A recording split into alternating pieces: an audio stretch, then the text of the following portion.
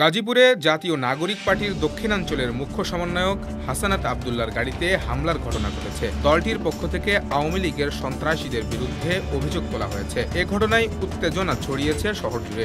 রবিবার সন্ধ্যায় গাজীপুরের ব্যস্ত চান্দিনা চৌরাস্তা এলাকায় জাতীয় নাগরিক পার্টির নেতা হাসানাত আবদুল্লাহর গাড়িতে অতর্কিত হামলা চালায় 10 থেকে 12 জন দুর্বৃত্ত। হামলায় গাড়ির কাচ ভেঙে যায় এবং হাসানাতের হাত রক্তাক্ত হয়।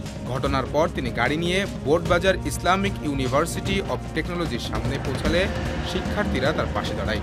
এনসিপির নেতারা দাবি করছেন এই হামলার পেছনে রাজনৈতিক উদ্দেশ্য রয়েছে এবং তারা আওয়ামী লীগকে এর জন্য দায়ী করেছেন। হামলার প্রতিবাদে গাজীপুরে বিক্ষোভ মিছিল করেছে এনসিপির নেতাকর্মীরা। আওয়ামী লীগ নিষিদ্ধের দাবিও তোলা হয়েছে। পুলিশ জানিয়েছে সিসিটিভি ফুটেজ পর্যালোচনা করে দায়ীদের শনাক্ত চেষ্টা চলছে। এরই মধ্যে একাধিক টিম মাঠে কাজ শুরু করেছে। ঘটনার মোটিভ বা হামলাকারীদের রাজনৈতিক পরিচয় এখনও নিশ্চিত করা যায়নি।